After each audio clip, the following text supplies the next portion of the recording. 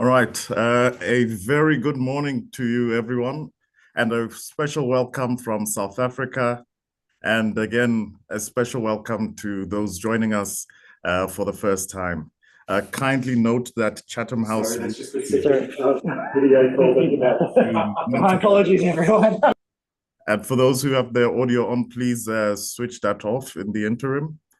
Now, today, we conclude our four-part seminar series on the African Future Foresight Model on the exciting topic, the game changer. Could Africa's Continental Free Trade Area Agreement be the key to unlocking the continent's economic potential? Now, as we know, currently, Africa's trade is heavily reliant on trade with the rest of the world, with exports skewed towards a few primary goods. Now, this seminar will explore the progress and challenges associated with the full implementation of the AfCFTA, aiming to shed a light to African leaders, policymakers, and civil society on the trade-offs between growth and inclusive growth.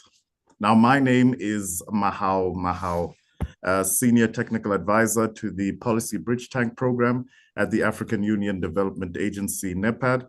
And this seminar is proudly co-hosted by AUDA-NEPAD and the Institute for Security Studies.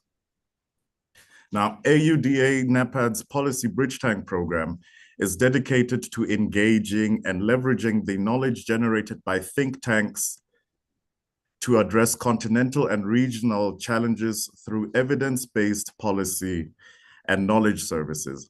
Our main objective is to translate research outputs into actionable insights, connecting knowledge to decision-making platforms to build a robust, interconnected, African-driven science, research, and policy space. Today, we will speak to some key messages that aim to highlight the progress and challenges in the full implementation of the AfCFTA. The AfCFTA provides a base for the creation of regional value chains around Africa's endowed natural resources, and particularly renewables. And African leaders, policymakers, and civil society need to understand the trade-offs between growth and inclusive growth with the full implementation of the AfCFTA. We will delve into the African Futures and Innovation Programs, the AfCFTA Futures Scenario, followed by an expert-led dialogue on how the AfCFTA can act as a catalyst for Africa's future development. This critical pathway offers immense potential to drive economic growth and improve the livelihoods of our African people.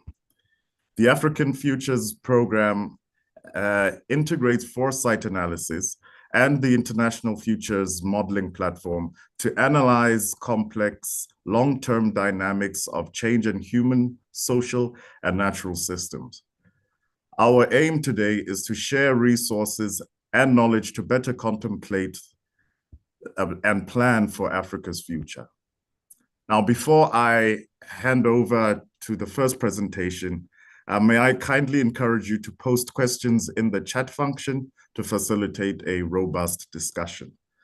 And at this juncture, ladies and gentlemen, I am honored to introduce our first esteemed speaker, Dr. Blessing Chipanda. Dr. Chipanda joined the African Futures and Innovation Program in January 2023. And before joining ISS, he worked as an assistant lecturer and research assistant at the University of Pretoria in the Department of Economics. He is particularly interested in tasks within the wider realm of international trade, development economics, public policy, monetary policy, and econometric modeling. Dr. Blessing, of course, also has a PhD in economics from the University of Pretoria. With that, Dr. Blessing, I am proud to say that the floor is yours. Please go ahead. Thank you so much for the opportunity. Okay, let me share my screen.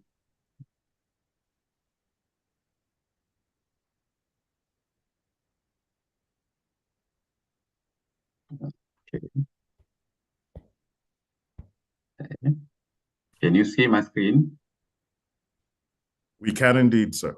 Yes, this is the front page of our website. So,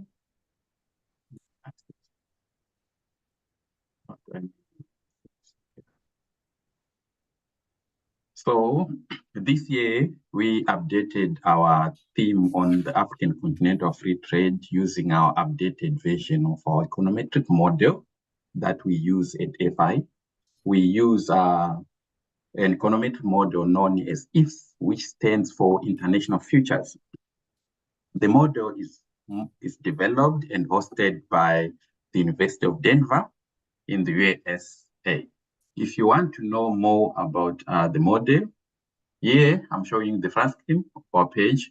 You can go through our About section where you can read more about the modeling, how we do our modeling. We focused up to 2043, which is the end of the third 10-year implementation plan of AU Agenda 2063. So at the About section, you can read about how we do our scenarios here. We have got the current path, the framework, and you can also read more about if the International Future Modeling 2. If you have questions after going through this, you can contact us. We can help you to understand wherever you don't understand. So today, I'll talk about the African Continental Free Trade. I'll call it AfCFTA.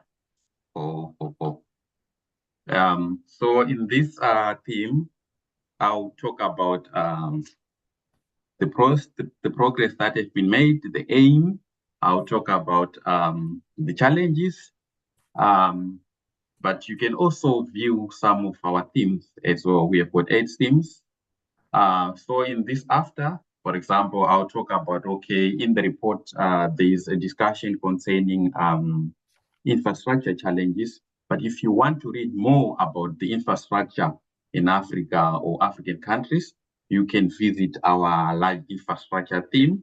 I'll touch through something to do with the climate change, the effect of AfCFTA on climate change. But for more or detailed information, you can visit our climate change theme.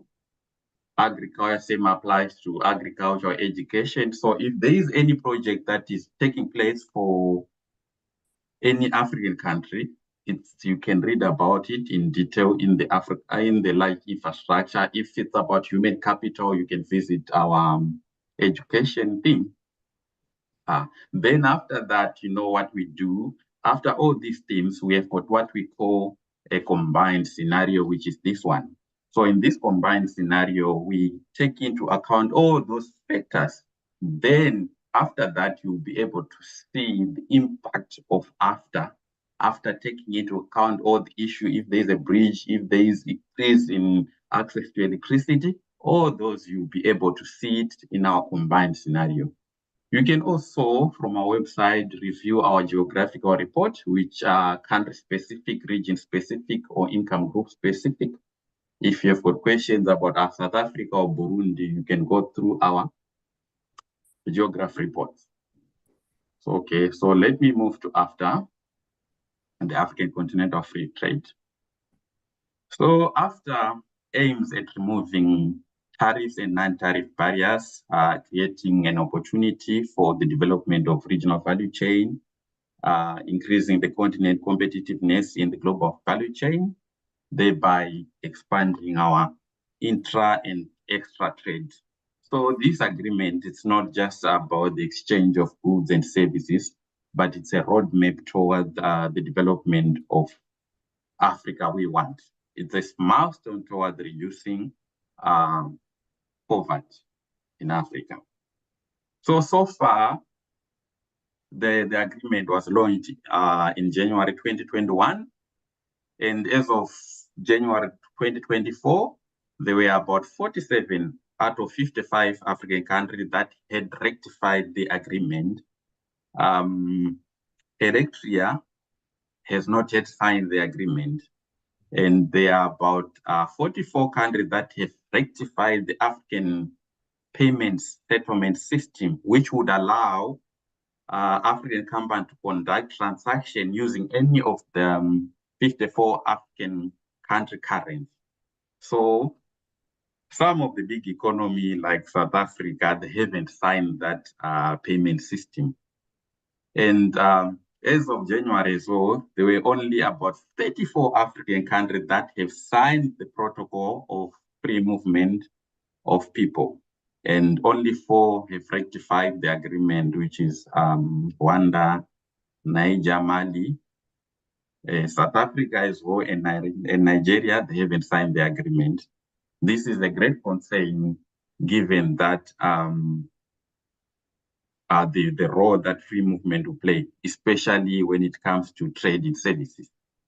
And they are still discussing the issues of rules of origins, particularly on automotives and textiles.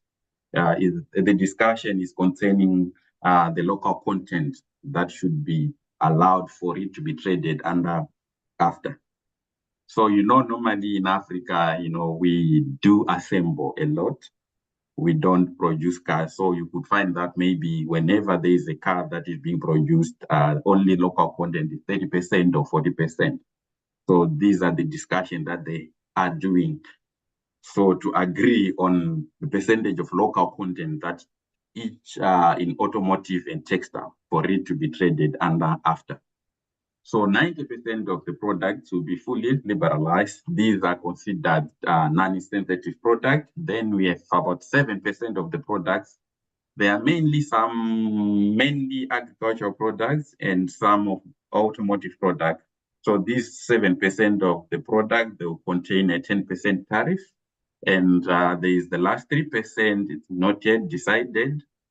So as you know, the challenge that we are facing as Africa, it's we are failing to maximize on globalization, despite the fact that technology is already there.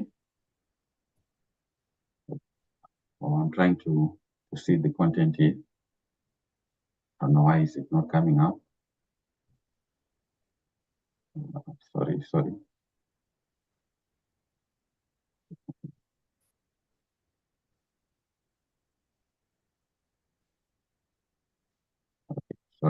Sorry for that. So the challenge that Africa is facing is that we are failing to maximize on globalization despite the technology being there. I feel like it would have been easier for us Africans to develop faster than the pace that other regions developed, because during that time the technology wasn't there. But Africa, the moment we are failing to maximize on globalization, the technology that is already available. And the continent has remained the poorest region in the world, despite having about 18% of the population. Our GDP only accounts for about 3%. Trade is underperforming in both volume and content. So here in this chart, I'm showing you on the left side, the total trade. And on the current path, what we call current path is the business as usual, assuming that nothing has changed. So we have the trend up to 2023 and our forecast. So this green line is our Africa current path, and Asia is the red line, and OECD countries the blue line. As you can see, our total trade is slow and stagnant. And our forecast up to 2043 shows that total trade will increase it will be about 3.7 trillion compared to Asia, which would be about 46.5 trillion, and the OECD 49.1 trillion. As you can see from this left chart, that you see Asia is doing quite well, and it's catching up with the OECD. On the right side, I'm showing you the GDP per capita, which is one of the indicator that is used to measure development. As you can see, the green line, this is Africa. You see its GDP per capita is very low. In 2023, it was about 4.8 thousand. And we forecast that by 2043, in the current path of business as usual, it will increase to 6 8,200 compared to Asia, which will be 20,600, and the OECD 60,800. So you see the challenges that we are facing as Africa. One of the reasons that this chart looks like this is because we tend to focus more on commodity export. And in the literature, they normally say primary goods or commodity goods are poor country goods, and those who continue to produce those type of goods, they will remain poor. So the continent is failing to beneficiate their primary goods or commodity goods to add value to their commodity exports. So that is the reason why this is one of the reasons why the continent is so poor. We are always at the bottom of the value chain, supplying raw materials. And these raw materials, you know that they are subject to trade, to price volatility. So in this chart, I'm showing you, okay, the left, the African map. So we have got, we are showing the commodity dependent for each African country. So the green one is agriculture, the blue is energy, and the red is precious minerals and precious minerals. And this yellow color or yellow-brown is non-commodity good. So you see that, okay, for South Africa, for example, they specialize most 42.9% of their exports to the world. They are mainly metals and precious metals. And for Sudan, it's mainly agriculture. And for DRC, it's metals and precious metals as well. And on the right, African map, we summarize the top three export and as a percentage of total export.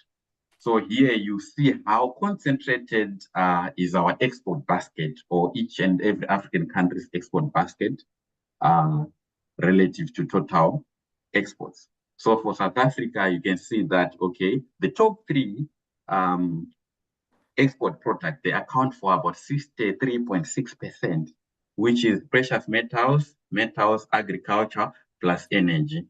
And you can see for countries like Sudan, that the top three account for about 97.5%. And we have got countries like Libya, you see energy, only energy export, which is oil, phosphor oil, and it accounts for, on its own, account for about 92% of its total export. And the top three total to almost 99% of their total export. So this is for 2020 to 2021, the average. So you can see the challenge that we have. So that's why AfCFTA aims at creating regional value chains so that we can add value to our commodity export. So the other issue is we don't trade among ourselves than we trade with the outside world. So here I'm showing you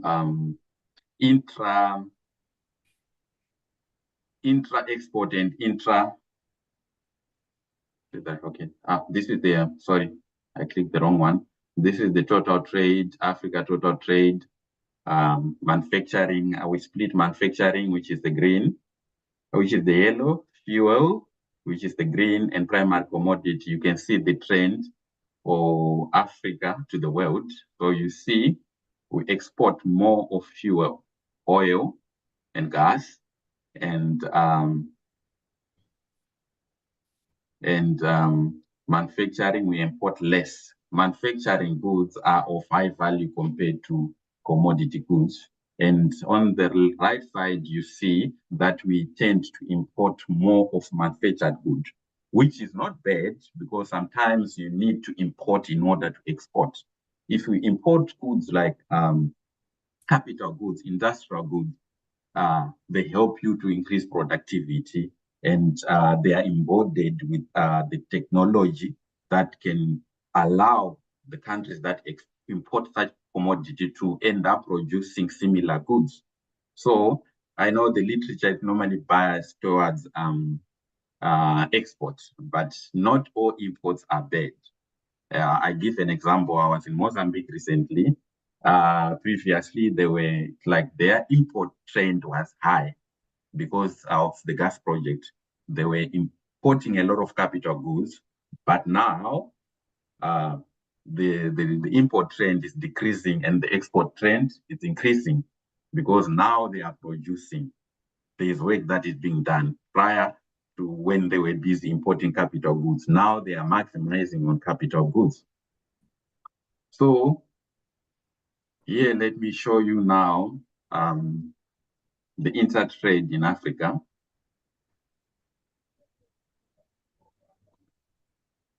So this chart shows intra-export and intra-import for Africa, Asia, Europe, and the NAFTA.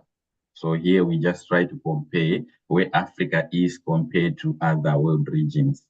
So here I've got the green line for Africa, continuous line, it's intra-export as a percentage of Africa's total export, and the dotted line, it's intra-imports as percentage of total imports. For convenience, that we decide to put both of them, but the literature normally talks about intra-export.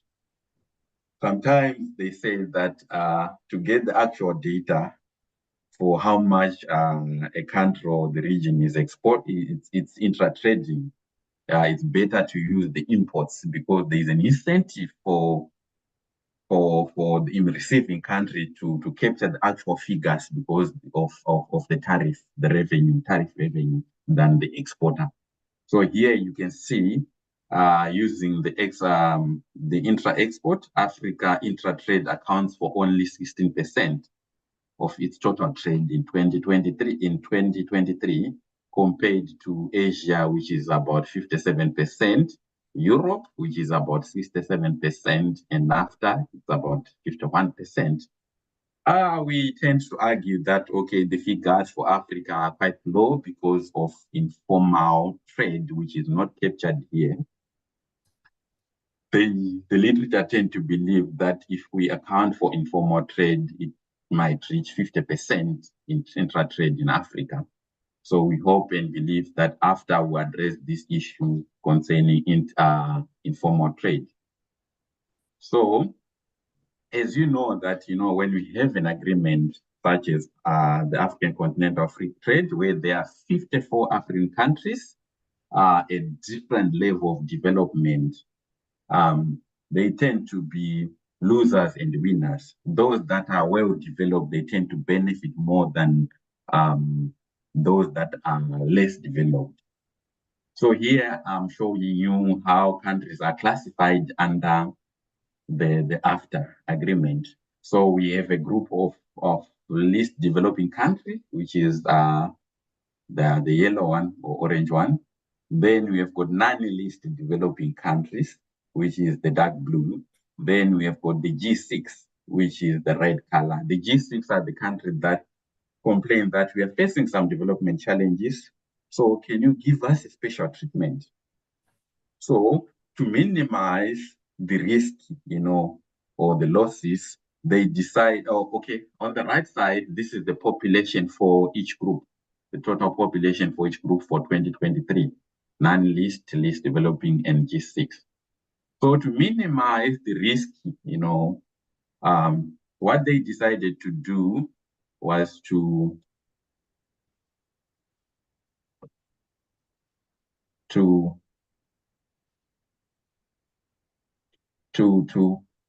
give different periods of full liberalization of under AfCFTA. For non-least developing countries, on non-sensitive products, which will have a 0% tariff, full liberalization for non-least developing country, it will be about 5 years. For sensitive products, it will be about 10 years. For least developing countries, they'll fully liberalize in a period of 10 years for non-sensitive goods, and for sensitive goods over 13 years. For this special group, for non-sensitive period, they were given 15 years. Okay. So let me show you how now we did our scenario. For more detail, like I said before, you can visit our about section, then you read about ifs and how we do our scenarios.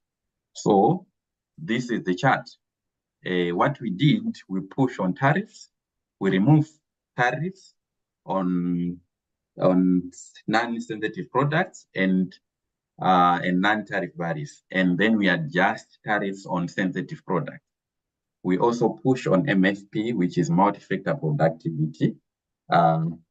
Our logic is that once the non-tariff and tariff barriers are removed, there will be an increase in productivity from import of capital goods. We also push on export multiplier. We believe that once there is no tariff, there will be an increase in export. There will be an increase in productivity that will increase the amount of export, which will both lead to more trade and economic growth.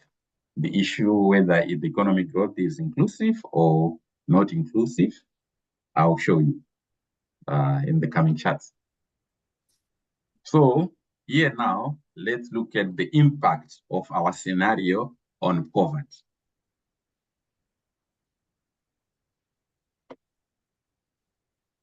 So here on the left side, this is a percentage of population. This is poverty as a percentage total population. And this chart is the head count, number of people that will be lifted out of poverty at $2.15.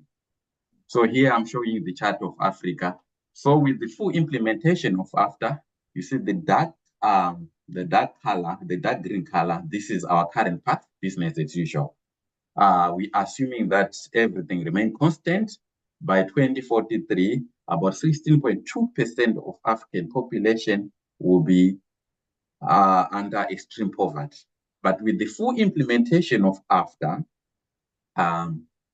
it will reduce the number of people to 14.8%. And this translates to 341 million people will be in extreme poverty compared to 373 million people. We can also through this, we can look at each and every African country to see how it will perform. So countries like what I've observed, countries like South Africa, Botswana, where there is high income inequality, in the short to medium term, there will be an increase in poverty because the benefit of AfCFTA won't be spread across the whole population. So you see, this is the current path, the dark color, and this is the scenario. So you see from this period, there will be an increase in poverty due to the fact that in South Africa, we have got income inequality. High income Gini coefficient is high. So you see that in the short to medium term, there will be an increase in poverty. But by 2043, it will merge and there will be a slight reduction of poverty in South Africa. We can also see some countries like Lesotho, there will be an increase in poverty. Why am I saying there will be an increase in poverty? What will push that increase in poverty? You know, like I said before, there is an increase in competition. Some countries, they benefit a lot from tariff revenue. So in the short term to long term, they will lose on tariff revenue. And because of competition, you know, it's like South Africa, for example, you know that the manufacturing sector account for 80% of the manufactured goods that are being traded within Africa. So small firms or infant industry in countries like Lesotho won't be able to compete with South Africa. So that's why there is a need for a compensation fund. So you see in Lesotho by 2043, poverty will increase from 55% of the population at $2.15 to 56.6%. So the growth that will be brought about by the full implementation of AfCFTA, in that regard, we say it won't be inclusive because it will increase poverty in other countries and inequality. So there is a need for a mechanism to resolve this. So, okay, let me now show you value addition by sector under the current path and our scenario. So here, I'm showing you the chart for Africa. You can see now the blue, dark blue, this is our current path. And the yellow one, this is the full implementation of the African Continental Free Trade Agreement. As you can see, there will be more benefits with the full implementation of AfCFTA on our services sector for Africa as a whole. So the service sector will increase from 3.7 billion to about 4.1 billion. Here you can see the manufacturing from 1.4 billion to 1.5 billion. Same applies to agricultural sector, ICT. Then here at the lower end we have got the energy sector. There will be less benefit in the energy sector due maybe to moving away from fossil fuel. We can also see here, you can filter and check the countries that you are interested in. For example, let me continue with South Africa. So we see how it turns for South Africa. You see for manufacturing sector for South Africa, it will increase from 125 billion to 160 billion. And the service sector increases from 413 billion to 440 billion with the full implementation of AfCFTA. Here, it's quite interesting here in the agricultural sector. There is a small increase, but if you scroll and check other countries, let's try maybe Burundi, there are some sectors that will shrink. Okay, Burundi, okay, here there will be almost no change. Let me try another country. Let's say Botswana. So, okay, there's an increased manufacturing service sector. But if you scroll, checking all other countries, you see some sectors will shrink due to the implementation of AfCFTA. And overall, I can say the service sector will benefit more. That's why I was saying it's critical for the African countries to conclude the protocol on free movement of people. Because if they don't conclude that, it will have a major impact on the service sector, which tend to benefit more with the full implementation of AfCFTA. We can also here, there's an option to check as a percent of GDP for each and every country or Africa as a whole. So here, okay, as Africa as a whole, let's see the percentage change as a percent of GDP. You see in the service sector, the sector will increase, the percentage share will increase from 57% to 57.2. And manufacturing, you see the manufacturing here, what I was talking about, it will decrease as a percentage of GDP from 21% in the current path to 20.7%. So, okay, let me show you the value addition per sector at country level. So here, you can see which country tend to benefit more in the agricultural sector, manufacturing, service sector. These are the countries, and this is the US dollar at 2017 prices in billions. So for the agricultural sector, we see that Nigeria, Sudan will tend to benefit more relative to the current path. So here we are comparing from the full implementation of AfCFTA and the current path, business as usual. So when it comes to agriculture, we see Nigeria, Sudan will tend to benefit more in absolute values. When it comes to energy, we see Algeria, Liberia, Egypt, and we see a reduction in countries like Angola, Ethiopia, relative to the current path. So in absolute terms, we see there will be a reduction in Angola, Ethiopia, and this is Nigeria. So we can also check Dr. Chipanda, if I may just intervene there, just a kind reminder on time, but we do have our other panelists who will also have to chime in. I understand that your section, of course, is the most in-depth and very relevant for setting the scene for our discussions here today. Okay, I'm almost done. I think I'm left with 4 charts. Okay, so let me move to exports. So in terms of exports, you see we have got our sectors here. So in absolute value, you see manufacturing export will increase with a larger margin as compared to other sectors, and followed by service sectors in absolute terms. So you can also check as percentage change. You see, if we check, then it will be agriculture in Africa. There is an opportunity to check each and every country that you are interested in here.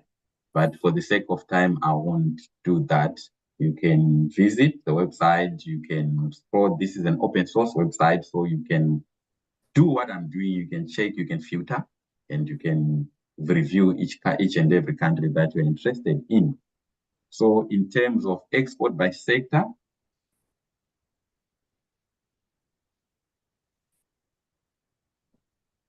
that's it. Okay, I showed you chart 15. So in terms of carbon emission, you know, the increase in trade volumes and will also be accompanied by increase in carbon emission from fossil fuel. You know that the continent will rely largely on use of fossil fuel. So in terms of the increase in trade volume, the production, the distribution for process will also increase the amount of fossil fuel of carbon emission that the continent will emit. We know, like as a continent, we emit about less than 5% of the world, but with the full implementation of AfCFTA, by 2043, here I'm showing the bar chart, and this is the blue, the current path, and this is the increase.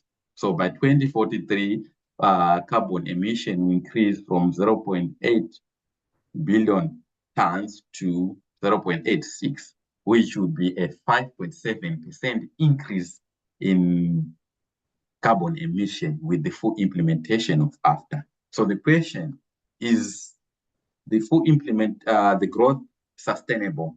When it comes to climate change, the growth will be unsustainable because of the emissions. So let me conclude with the recommendations. Chart 19. So what must the African government do? They must find solution to the rules of origins and outstanding protocols for the agreement and conclude after as agreed. They should enhance complementary trade policy, industrial policy, competition policy to increase productivity and add value to the manufacturing sectors. They should prioritize the development of green value chains for goods and services for sustainable growth. They must mitigate and compensate for losses that individuals and firms could experience during the early years of the full implementation of AfCFTA. They should prioritize the AfCFTA compensation fund toward action that promote inclusive and sustainable growth, particularly supporting small scale and cross-border traders, smallholder farmers. For the sake of time, I'll stop here, and thank you so much for the opportunity to speak. Okay. Many thanks to you, Dr. Chipanda, for doing such a stellar job in setting the scene for our discussion here. Thank you so much for all those insights. I think your presentation, outside of outlining what the recommendations from the report were, also raised stimulating questions around how increased competition and loss of tariff revenue might be detrimental, at least in the short term, for certain countries. Coincidentally, you also picked countries that I hail from, as somebody who's the son of someone from Lesotho and both South Africa, and how maybe then we have to also have a discussion around mechanisms that can ensure that trade under the AfCFTA is indeed leading to inclusive growth. I say that to also remind our audience that you can post your questions that you might have in the chat function. We will have a Q&A session as well, in which you may chime in with interventions and questions that you can pose to our expert discussants here today. At this juncture, ladies and gentlemen, I am privileged to have the honor to introduce our next expert discussant, and that is Ms. Thembekile Mlangeni, who is a director in market access negotiations at the Department of Trade and Industry and Competition. Now, her areas of competence in trade are industrial tariffs, technical barriers to trade, including non-tariff barriers, rules of origin, and trade facilitation for multilateral, regional, and bilateral negotiations. Ms. Mlangeni also has experience in international trade as an international trade negotiator and represented South Africa at the World Trade Organization. With that, Thembekile, please take the floor.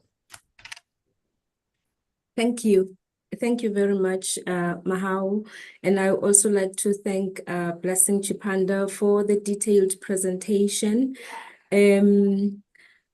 We have assumed full implementation of the AfCFTA agreement in the document that has been presented to come up with the outcomes and the recommendations that have been made.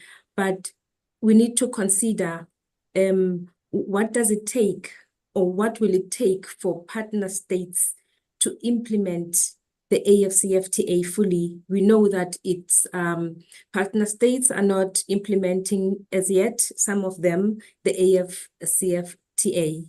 What should be considered? Now, to realize the benefits of the agreement has to be signed, it has to be ratified. The instruments of ratification have to be deposited with the AfCFTA Secretariat. More importantly, partner states have to domesticate the agreement. So domestic processes have to be undertaken and concluded to ensure that they can implement the AfCFTA. What's the status quo? Now, Blessing has indicated that we have 54 members that have signed, 47 have ratified, 47 have deposited their instruments, but we only have 14 that have gazetted their schedules of tariff concessions, their provisional schedules of tariff concessions, and started trading preferentially under the AfCFTA. Now, we see lack of implementation there. We see a challenge, but who should be assisting the members to implement? Is it the Secretariat? Is it the members themselves? Because we see that they have to undertake national processes domestically to be able to implement. We have the GTI, which is which assists members in implementing the AfCFTA. It allows commercially meaningful trade, and it tests the operational, the institutional, the legal, and the trade policy environment under the AfCFTA. The GTI is not supposed to be there forever. It needs to assist members who are ready to implement. But we see that most of what has to be done by members themselves. implementation challenge. Talks to the recommendations that have been made. How are we going to get there? How are we going to get to the outcomes that have been stated in the document? In trade and services, it's even worse. We only have 13 countries that have submitted their draft schedule of specific commitments, and only 13 have been verified. So that's a challenge as well. The next step is that members should start their liberalization processes through reduction of tariffs.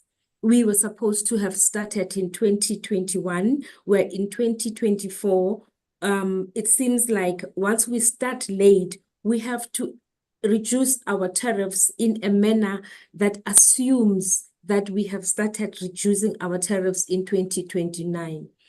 We have sensitive sectors.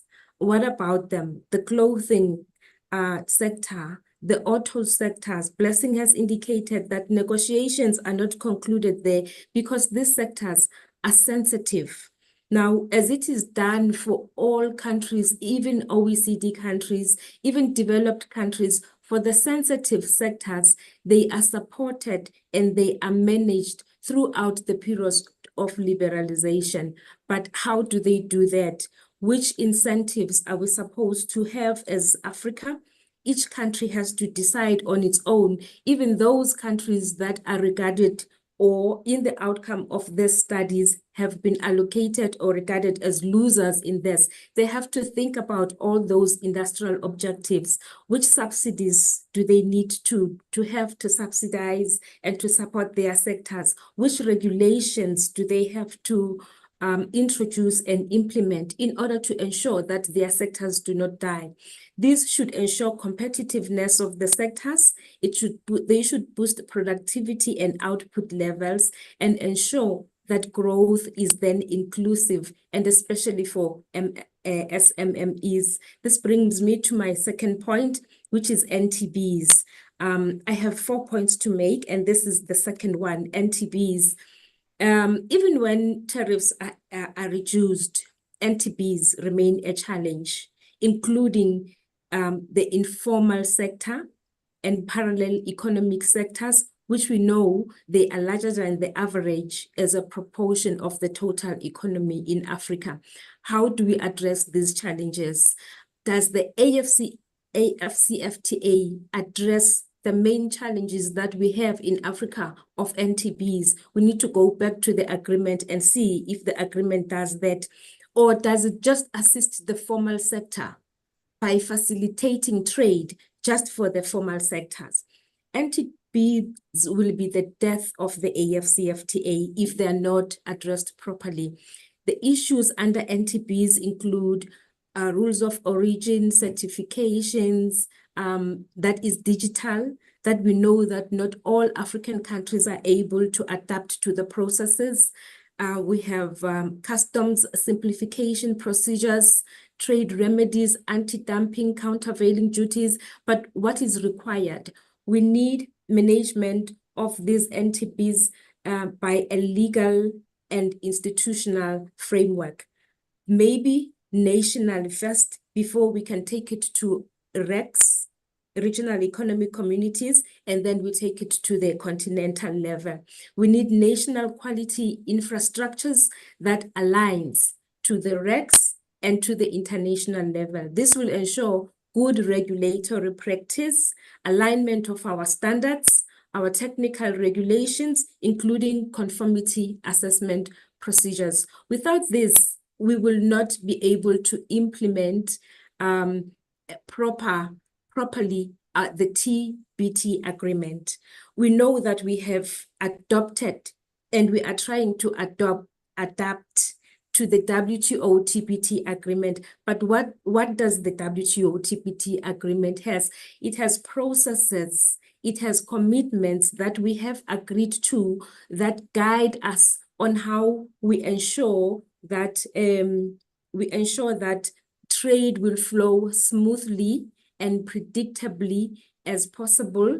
And this should be used then as a means to raise our standard of living for our people. And it should also be used to achieve our objective of increasing the African intra-trade. But if we don't do that, we will not be able to achieve those objectives. What we see happening in the continent is that when we have NTBs, we have our cooperation agreements. We meet and we discuss them. You go to the WTO, you find that a handful of African countries attend the TPT committee meetings. But why? It's because we don't want to raise African issues in an international context. We have a way of sitting around the table and resolving those NTBs. That is why they keep coming back, because we are not doing it according to a legal framework that keeps members accountable and committed to the commitments that they have undertaken. So in the AfCFTA, we have it now. Now we need to go back to the agreement and ensure that if we resolve NTBs, we resolve them according to the agreement so that they do not come back, and we hold each other accountable under the AfCFTA agreements. We have taken it further. We have a monitoring mechanism in the AfCFTA the system that we can use to monitor, to trace, and to resolve these NTBs. But if we don't have institutional frameworks, legal frameworks that keep us accountable, then we will not go anywhere. The informal sector, we have to decide, and we will have to know how we want to deal with the informal sector. We know it accounts for a large part of trade, but what are the implications of formalizing the informal sector? We have to discuss that and know. This brings me to the issue of women and youth, the issue of SMMEs. Our protocols should be clear. Our protocols should be practical and implementable, because if they are not, we will have protocols in writing, but we will continue to experience the same problems that we have.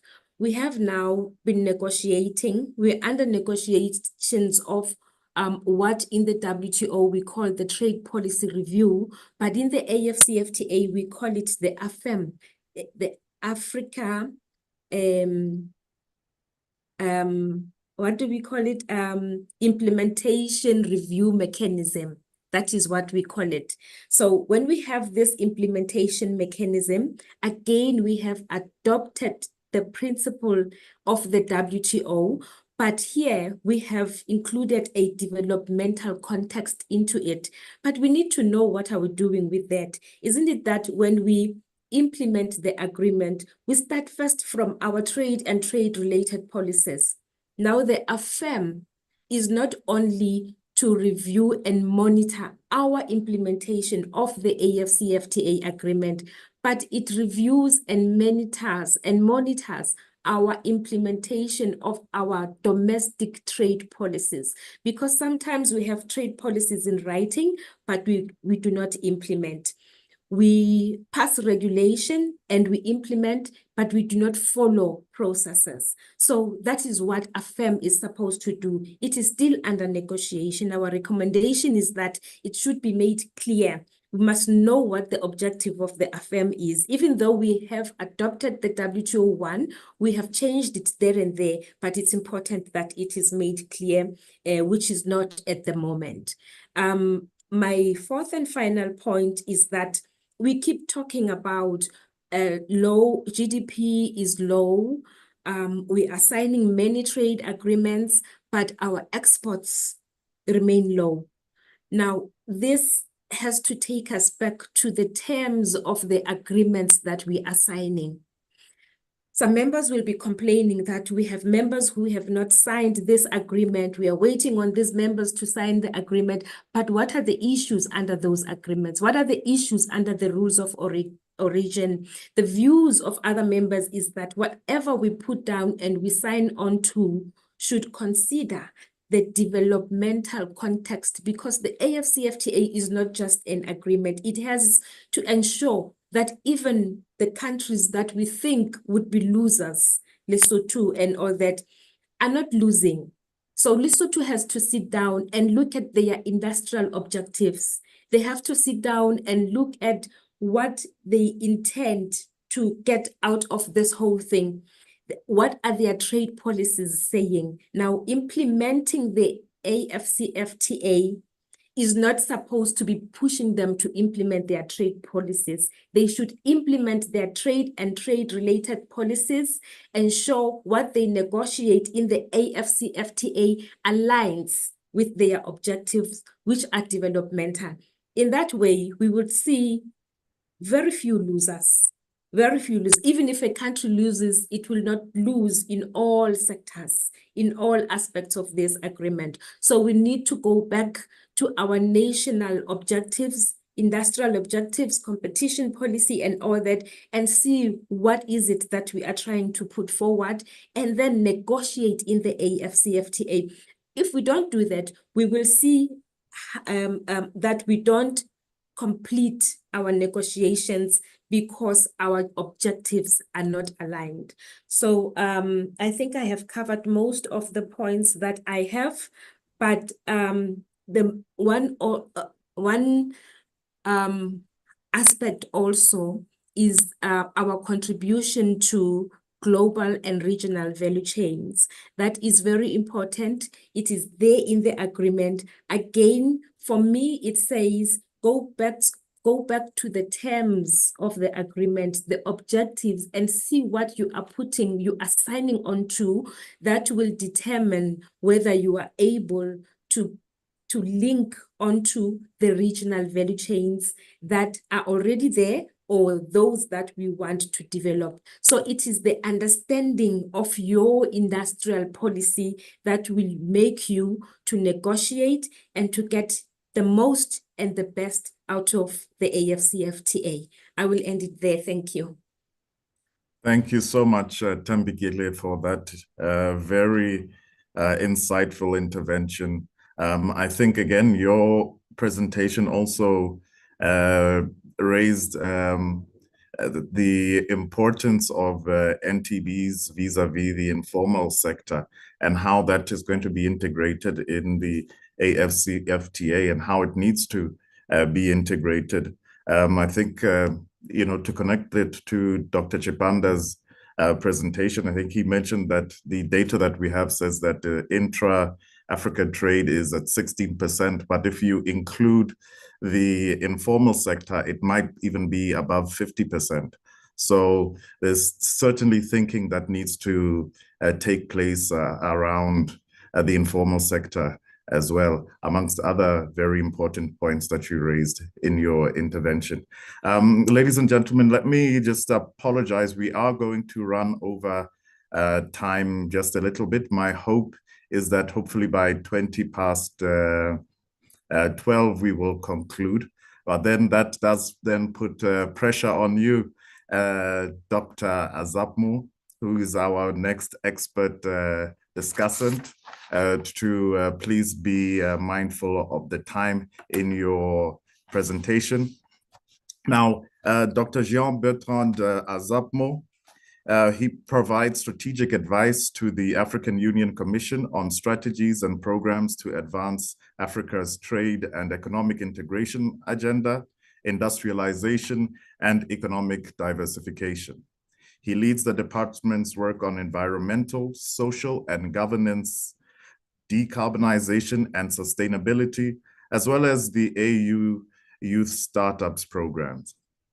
He also supports the implementation of the Common African Agro-Park program.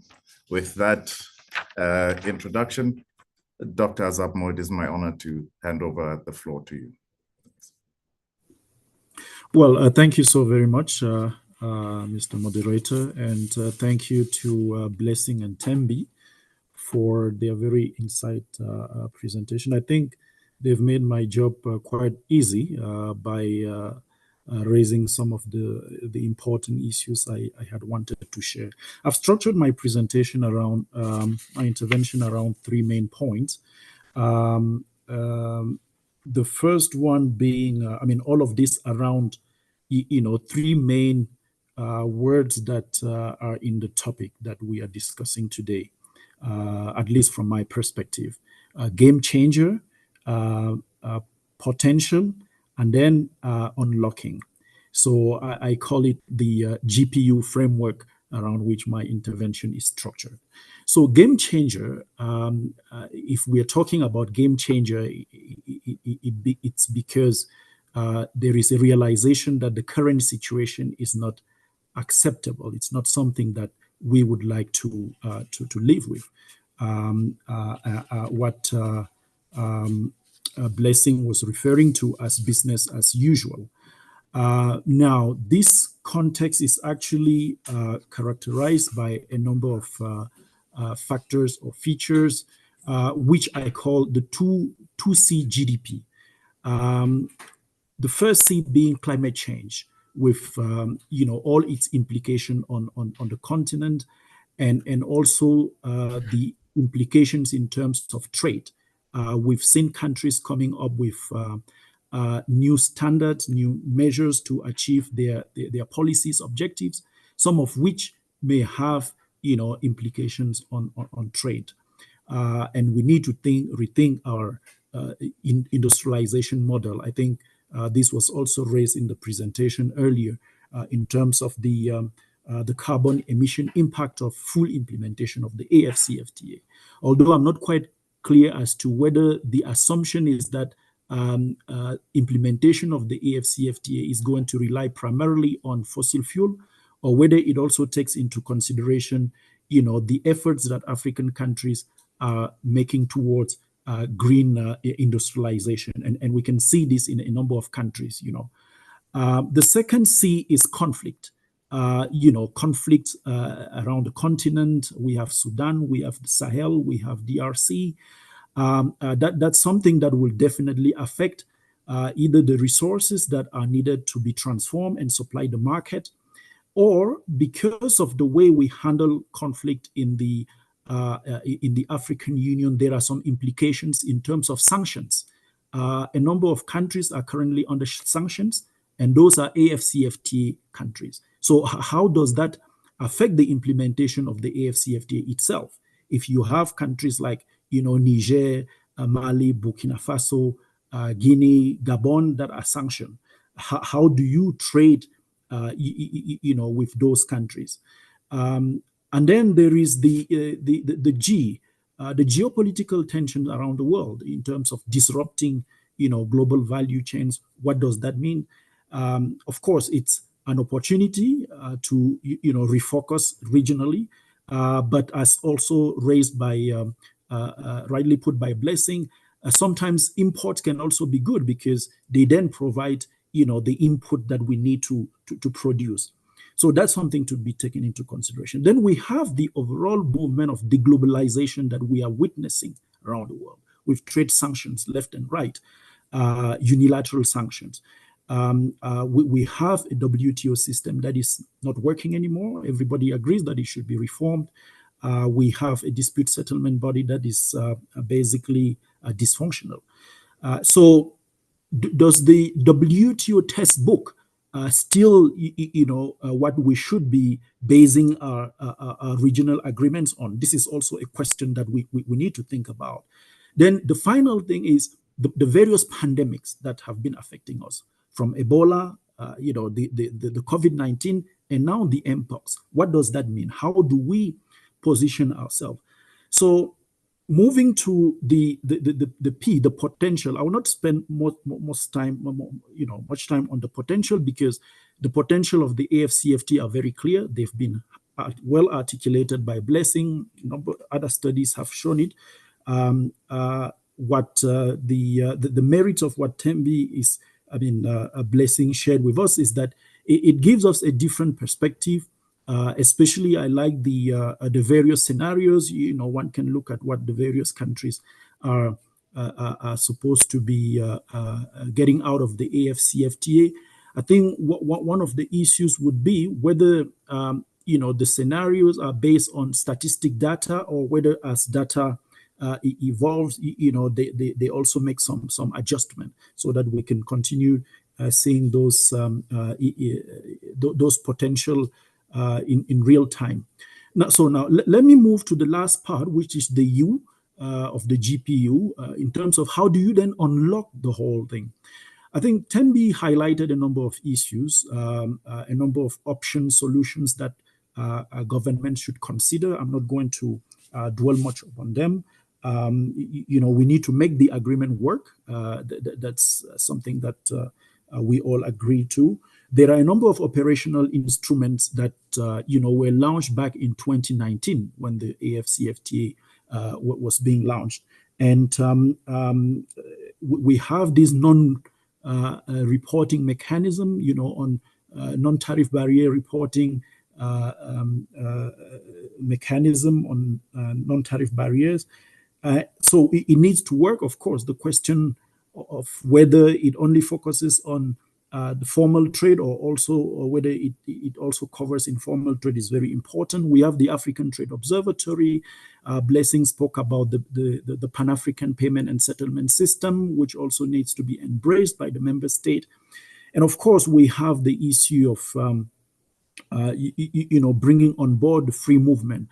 And this is linked to the services sector. And I like the way it's put, because sometimes it is taking in isolation, of trade in services. And when that is done, some people have the sense that that's a separate protocol altogether, and that it has nothing to do with the AfCFTA.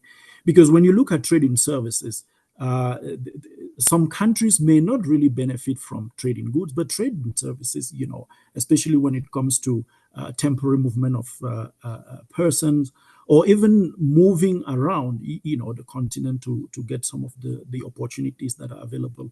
This is something that should be considered.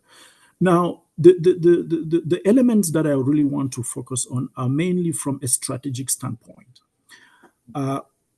First of all, the lessons that we've learned from AfCFTA negotiations is that we are not following the linear approach. If we were to follow the linear approach of trade negotiations, implementation, or liberalization, we wouldn't even have the AfCFTA as we speak. I still recall back in December 2017, when negotiations were at a deadlock stage, and the champion had to bring together the ministers to make some very tough decisions. Nobody had expected that we would have an agreement by March 2018, which is what happened. And even for those who went to Kigali, as the signing ceremony was being put together, it was not very clear as to whether we would have that many ratification on that day, 44. So what I believe is that there is a need to think outside the box. We need to depart from the linear approach. We did it for the negotiations, but we also need to do it for implementation. Of course, we have the tariff of scheduled concessions, which provides an overview of how the time frame that the member states are going to go through. But because of the experience in implementing trade agreements at the regional level, my belief is that my thinking is that we need to adopt a problem-solving approach. How will that work in practice? Of course, we have the schedule of tariff concessions. We have the schedule of specific commitment, which are there. But when you look at the guided trade initiative, for instance, it's a way of saying, well, we have all of those, but for those countries that are willing to move and test the market, as rightly put, in the objectives of the AfCFTA, let them go ahead. So we also need to adopt the same approach, but looking at specific issues that the continent is facing. We had COVID. COVID-19 was an opportunity for us to fast-track the liberalization of trade in pharmaceuticals across the continent. Of course, we didn't have many countries producing those, but that was an opportunity to fast-track the liberalization of those goods, and also fast-track the liberalization of movement of medical personnel. That was something that we could have done. And today we have the mpox. It's also an opportunity. We had the food crisis at the beginning of the Ukraine crisis. this is something that if we had adopted a problem-solving approach, we'll have fast-tracked the liberalization of trade in agricultural products. To this year, 2024, in the African Union is the year of education. It is an opportunity to accelerate or to fast-track the liberalization of all material that goes into education, to fast-track the liberalization of education personnel. This is the other model that I think we should consider in the continent, because only then we will be able to reap some of the benefit, because the longer time it takes to liberalize, the longer we will delay the full, reaping the benefit, and there would be new, factors, dynamic that will come into play, and Blessing will have to review the model again to factor those into consideration. Then the second thing I also want to raise, this relates to this incremental approach, trial and failure. We shouldn't be afraid of, trying things and learning from our failures, then making the necessary adjustment. We need to be agile. Moving to the issue of inclusiveness and sustainability, like I said, with respect to sustainability, I believe the AfCFTA has quite a few number of provisions, especially the protocol on investment, which I've looked at a bit carefully. There are a number of provisions, encouraging investment in green areas, sustainable investment, which have to be promoted. Of course, it's left with the member state, but there are also provisions that will really help achieve inclusiveness. You have provisions on corporate social responsibility, you have provisions on human rights, provisions on protecting the local community. But the way I say it is, we need a reporting and monitoring mechanism, and this is mainly from the private sector side, because no matter what, the private sector is going to reap the benefit of the AfCFTA. But to distribute those benefits, we need a reporting and monitoring system, probably led by the Secretariat, some private sector organization, to really look at what the private sector is doing. And this should be anchored on what we know fundamentally, which is Ubuntu. Because one of the things we also face on the continent is we anchor most of our initiative on some theories, some philosophies which are not really African, and it becomes very difficult for everybody to understand what that means. So this is going to be my concluding point, to say the linear approach hasn't done much to us. We need to think outside the box. We need to embrace a problem-solving approach. We also need to be very focused on what our objectives are. This is speaking about the regional economic communities and their arrangements. Last month, the tripartite entered finally into force. Now, what does that mean for the AfCFTA? For those countries that are parties, is it going to be a distraction? Is it going to help them to really move full speed? These are some of the questions that we need to, to answer. But ultimately, like I said, there is no textbook for implementing trade agreements. The AfCFTA will have to, find its own way. And to me, a problem-solving approach is one of those ways that should be contemplated. I stop here, and thank you for the opportunity. Thank you so much, Dr. Azapmo, for that wonderful intervention that very concisely explored all the ways and opportunities and mechanisms that African states can use to reap the full benefits of the AfCFTA. With that, ladies and gentlemen, we will have entered our question and answer session. I will start with the questions that I see in our chat box, but you may also raise a hand and we will let you enter the floor. With that, I see that the first question that we have here is from Roland Charles, and he says, thank you for the data. A few things. One, The AfCFTA is a political process. How feasible is this given we have losers and winners and big countries, South Africa, Nigeria, not fully on board? Number two, globalization. Really, is this still a viable vehicle for an economic framework? He doesn't think so. Third, some of the solutions, special economic zones, corridors, worsen the plight of the most vulnerable, perhaps focusing on selected regional value chains, food, for instance, and demonstrate success, we stand a better chance for free trade to be meaningful. I don't know which of our expert panelists want to take that question. Is anyone willing to take a stab at that one? Thank you, Doctor. On the political vehicle, I won't answer that. But when it comes to globalization, I think we should also, because when we are talking about globalization, we are talking about the transfer of technology.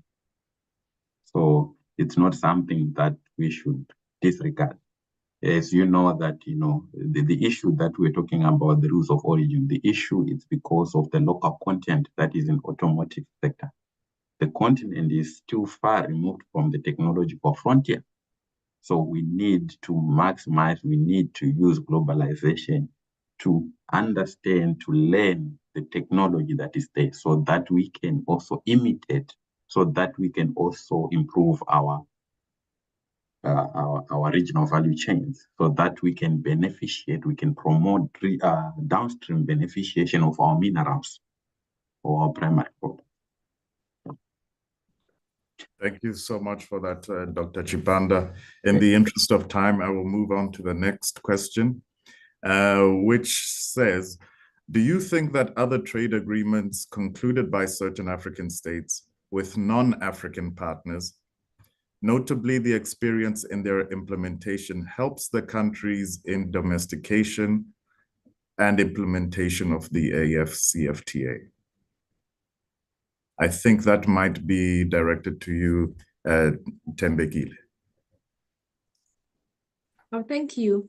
My view is that other agreements that we enter into should not be pushing us to implement what we should be implementing as our policies. With AGOA, we cannot compare AGOA to the EPA. With the EPA, we have policies there. Some of our countries are tied to policies like we shouldn't introduce export taxes. And we know that when we have export taxes on the commodities that we export raw, then we are able to force our sectors to beneficiate before they can export. But the point that I made is that we must go back to the terms of the agreements that we sign on to. And again, we have to understand our industrial policy objectives before we enter into trade agreements so that we are not pushed to implement what does not work for us. So it starts at home nationally before we sign on to other agreements that bind us in a way that we cannot achieve our domestic objectives. Thank you.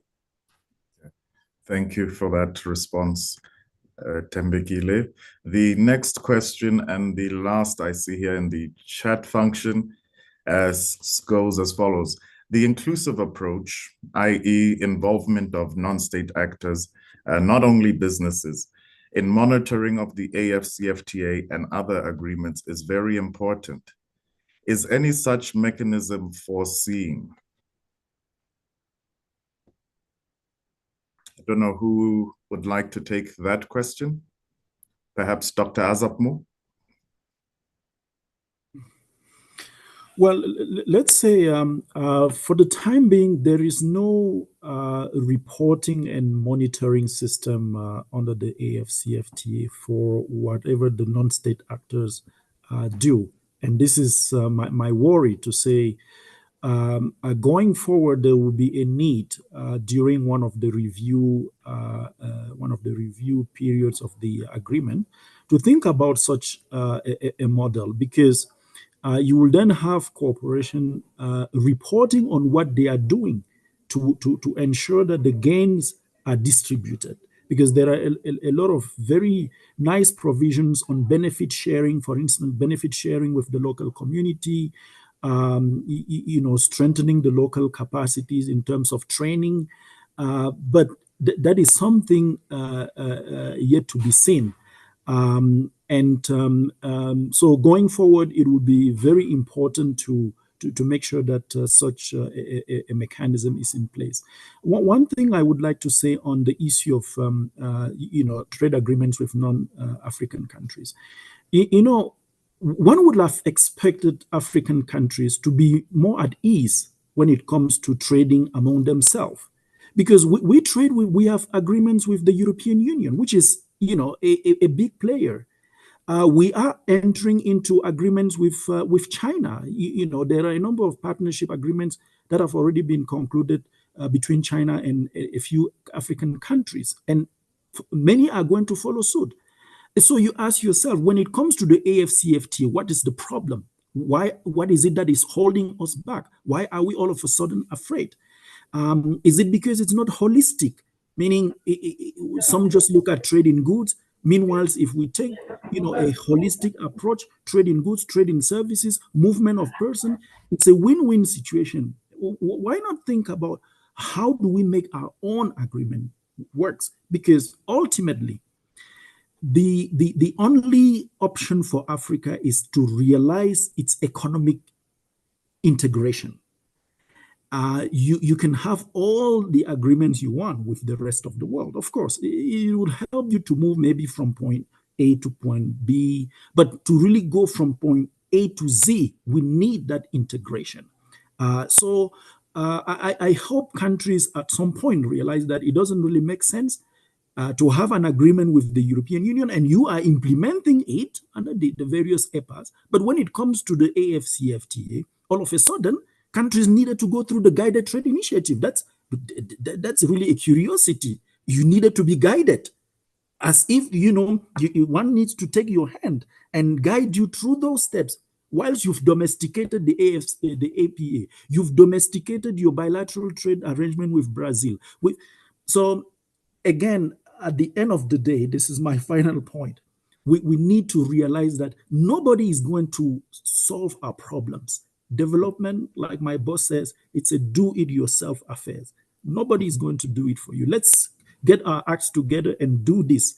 The potential is there. We know it. Let's make it work. I thank you. The potential is there. We know it. Let's make it work. I think that is a good point to conclude on.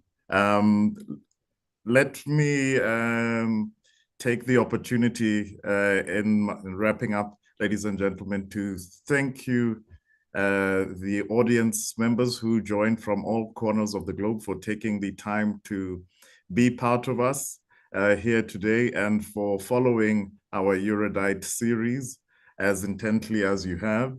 And then next, the teams from ISS and the AUDA-NEPAD really sincerely thanks our expert discussants who joined us today, Dr. Blessing Chipanda, Ms. Tembekile Mlangeni, and Dr. Jean-Bertrand Azapmo. We are grateful for the support from the members of the ISS Partnership Forum. That is the Hans Seidel Foundation, the European Union, the Open Society Foundations, Humanity United, and the governments of Denmark, Ireland, the Netherlands, Norway, and Sweden. Ladies and gentlemen, can we also kindly request that you stay on the line to complete a short poll that will assist us in improving our Erudite series. Again, a very big thank you to all of you. And let me also take the opportunity to wish you a very